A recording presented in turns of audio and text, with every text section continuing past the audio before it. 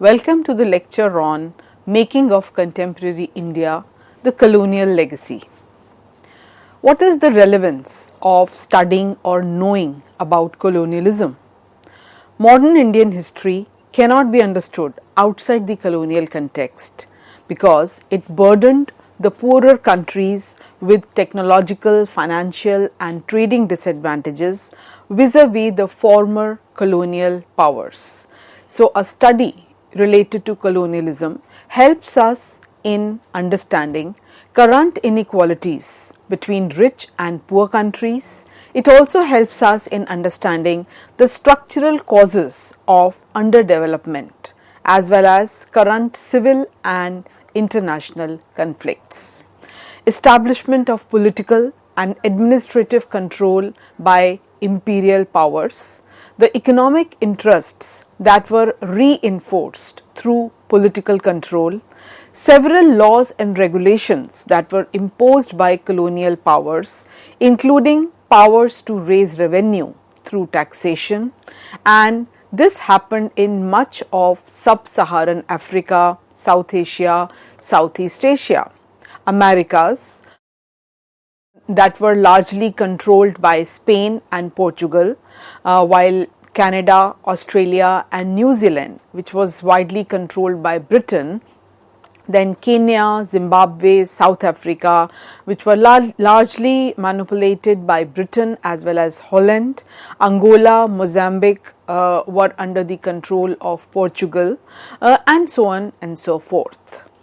Talking about India, in pre-colonial India, just like in Europe, the social structure that was in practice was much more complex than a 3-class or 4-class structure that was prevalent in the European countries. There were thousands of small occupational, regional, ethnic groups called jatis. For example, in Kerala there were shoemakers, Bengali goat raisers and then Punjabi cultivators, etc.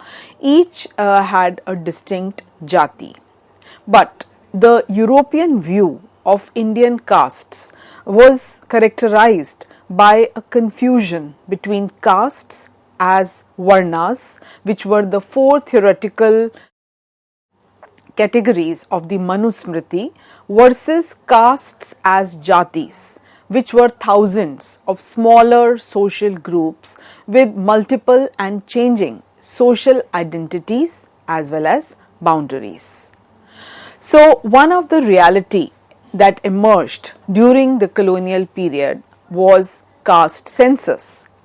There was no formalization of the system until the caste censuses that were conducted in 1871 and continued till 1941 under British colonial rule, which contributed in creating very rigid administrative categories out of a highly decentralized social structure.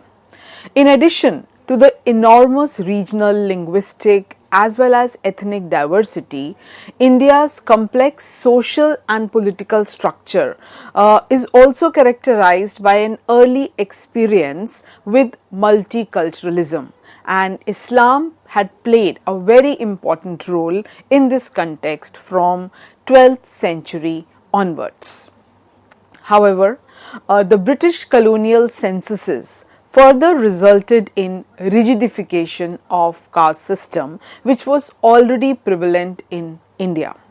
After the revolt of 1857, Britishers aimed to control the country in a better way. In particular, they organized major decennial censuses, which were to be critical source of knowledge for organizing not only the tax system but also maintaining social order as well as a rigid political control over the masses. However, they faced a problem. The problem was that they did not know which social categories to use in order to describe and register Indian society and different social categories. So they started from the four varnas of the Manusmriti, that is the Brahmins, the Kshatriyas, Vaishyas and the Shudras. But they soon realized that these categories did not correspond at all to the way the various social groups describe and perceive themselves. So people used jatis, not varnas, as an important marker. So in 1871 census, as many as 3,208 jatis were counted, while by 1881 census, the number of these jatis had increased to more than 19,000, and similarly the subjatis also emerged on the scene. Now, British colonial administrators had hardly any idea as to how to classify these thousands of local jatis into broad, meaningful categories. So, the hesitations and the prejudices of colonial administrators against lower social groups, which included untouchables, aboriginals, tribals and other marginalized sections of society. As a result of this, these groups were now accused of being dirty, permissive, thieves and lawless. In effect, they just reproduced the prejudices of Indian upper classes against the lower groups, just like Victorian bourgeois prejudices that existed against the working classes in England. In colonial censuses, especially from 1871 to 1931, British administrators largely attempted to classify several jatis into one unified category of Brahmins. So, this largely included groups of former or current teachers or landlords, doctors, priests, etc. Whereas in the category of Kshatriyas or Rajputs were included groups of former or current warriors or landowners and soldiers. Whereas in the category of Vaishyas or Banyas were put the traders, manufacturers, etc. Now, this was a very artificial kind of a process because the boundaries between the different social groups could not be classified simplistically in these terms. So, using these definitions, one found that the weight of Brahmins and Kshatriyas in India between 1871 to 1931 was quite comparable to the proportion of the clergy and nobility in Europe from 16th to 19th century. So, these British colonial censuses were now largely used to distribute rights and duties as well as to maintain social orders. And in this entire process, Brahmins and Kshatriyas or the Rajputs were considered as very useful categories to hire administrators, policemen or soldiers, and they were also kind of considered as dependable to organize tax collection, indirect tax collection through the local land owning elites. So, therefore, these two sections of Indian society were considered as far more dependable, and census questionnaires involved a very complex mixture of self-reporting, which also included identity manipulation as well as an approval by the local council as well as administrative network.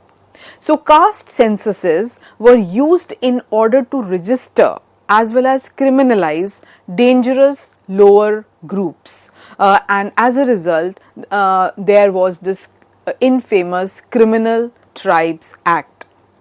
So, what we see that from 1871 to 1931, British rulers gradually realized that the rigidification and bureaucratization of caste identities had in fact contributed to create and aggravate social conflicts that were already probably existing. And with the beginning of independence movements, Indian National Congress that had been created in 1885, there was also an opposition against such kind of caste censuses. So finally the colonial state decided to abandon the registration of upper castes in 1931, and as a result the 1941 census had no general questionnaire on castes.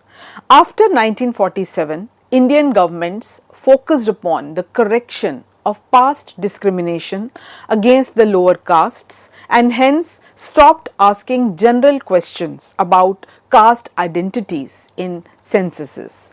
However, the overall past experience from 1871 to 1931 had already contributed enough to rigidify different caste identities.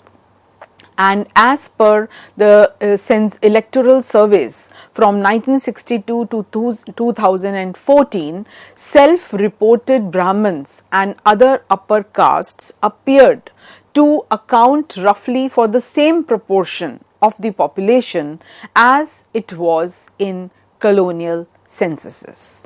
So therefore, we can say that colonial legacy on Indian society continued to persist. Though it was not British colonialism or state centralization that had created caste inequality in India, but they definitely gave a rigid administrative structure to the fluid caste and class situation that was prevalent in pre-colonial India. The main changes which the Britishers introduced in Indian society also continue to impact the contemporary times. They replaced the wasteful warlord aristocracy by a bureaucratic military establishment that was carefully designed by utilitarian technocrats, which was considered to be far more efficient in maintaining law and order. And some of this income was also siphoned off to London in the form of drain of wealth. Also, their system resulted in establishment of a new westernized elite, which was proficient in English language as well as in English education. So, several new towns and urban amenities were created with segregated suburbs and housing for the rich and the elite. Then the habits of the colonial masters came to be copied by the new professional elite of lawyers, doctors, teachers, journalists, businessmen, and within this group old caste barriers though were eased and some kind of social mobility also increased, but still there was overall a bias that continued to persist against the untouchables. Too much profit went in the hands of the private individuals. That was also reality that continued to persist from the colonial times onwards. And as far as the mass of the population was concerned, colonial rule brought some changes that continued to persist and that continued to impact the lives of the masses. So, it is in this context that one can talk about their drive of reforms. So, from the 1820s to 1850s, we can say that the Britishers demonstrated a strong urge to bring about a change in Indian social institutions and also an attempt to westernize India with the idea of controlling it in a better way. There were no major changes, however, in village society, in the caste system, or the position of untouchables, or the joint family system, or in the production techniques in agriculture. There were several laws that were made to stop ritual burning of widows, to stop infanticide. They legalized the remarriage of widows in 1856. Slavery was abolished. There was also elimination of dacoits from the highways, and as a result of all these changes, a significant impact was going to be felt by the citizens of India also.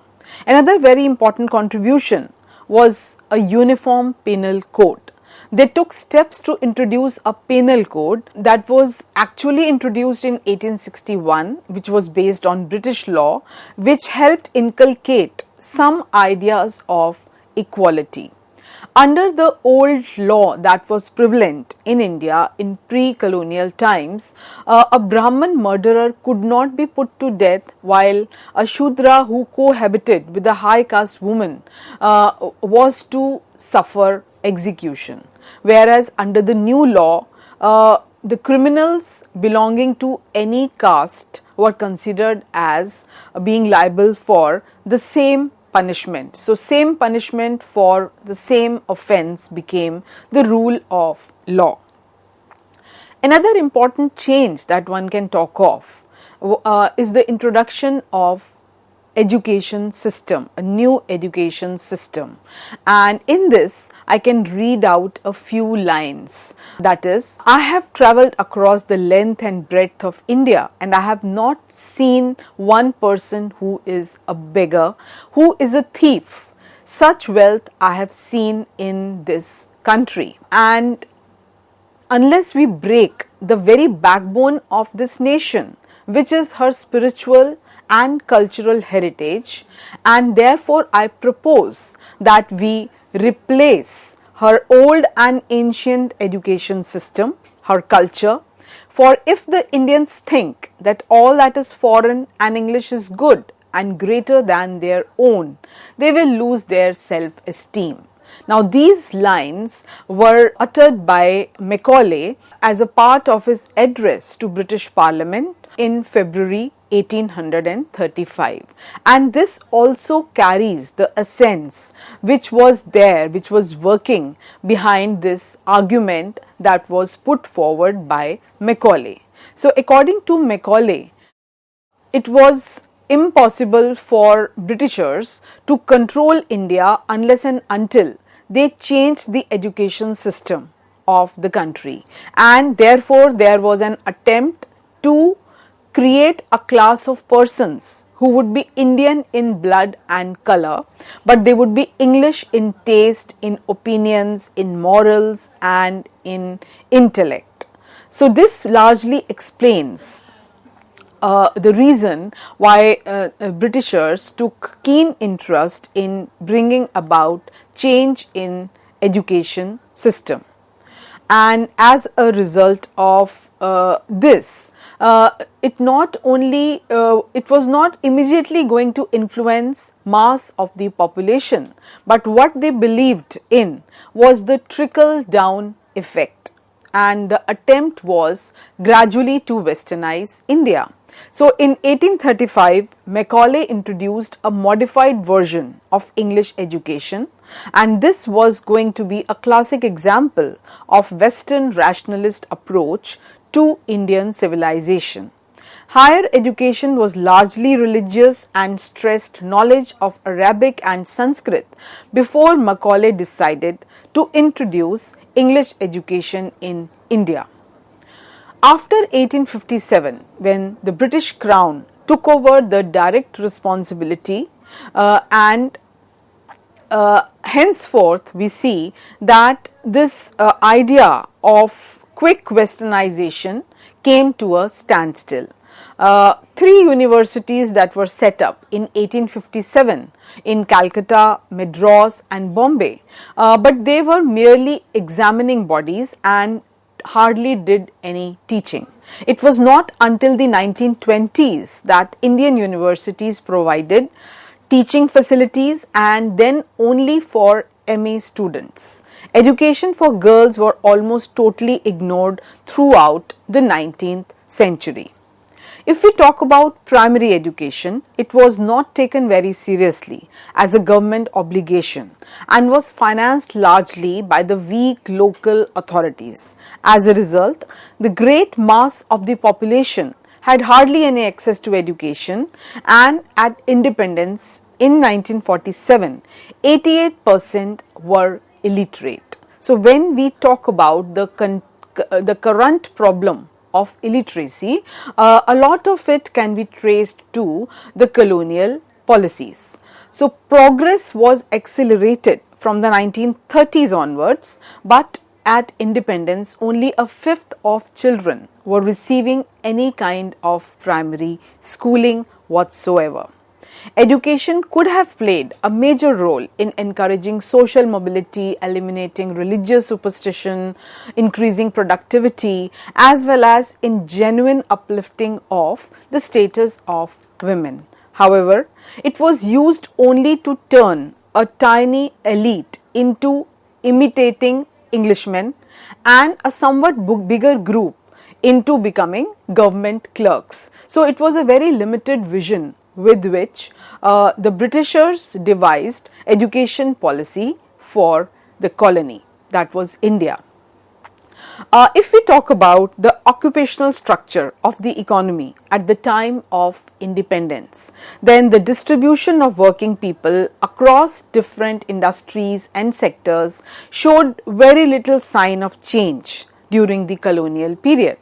The largest workforce was in the agricultural sector, which roughly amounted to 75% of the working people, and the manufacturing sector merely had 10%, while the service sector accounted for 15 to 20%. And there was also growing regional variation in this. Poor agricultural sector with surplus labor and very low productivity were the hallmarks of the colonial economy. Whereas if we talk about industrial sector, there was hardly any modernization or diversification or capacity building. So all these were the problems that India inherited. Then foreign trade was also quite dependent on British infrastructure, and the railways etc., or the road network and the airports and the seaports, all these needed upgradation, expansion, as well as public orientation. The orientation had always been to serve the colonial economy. So poverty and unemployment problems were definitely asking for a welfare orientation at the time of independence.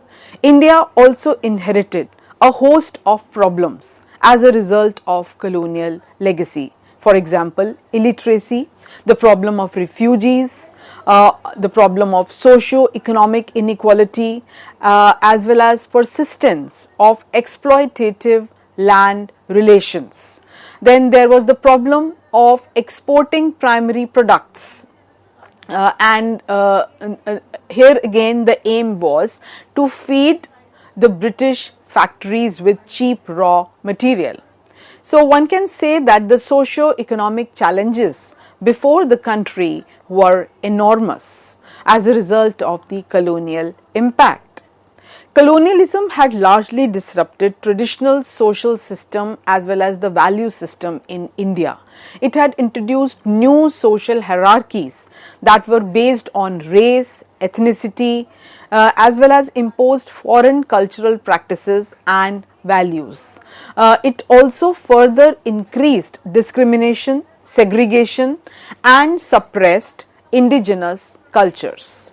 If we talk about the social impact, then one can say that the exposure to modern ideas and institutions like rationalism, liberalism, humanism, parliamentary system, etc., had led to social reforms in Indian society in the form of abolition of sati, widow remarriage, girls' education, etc.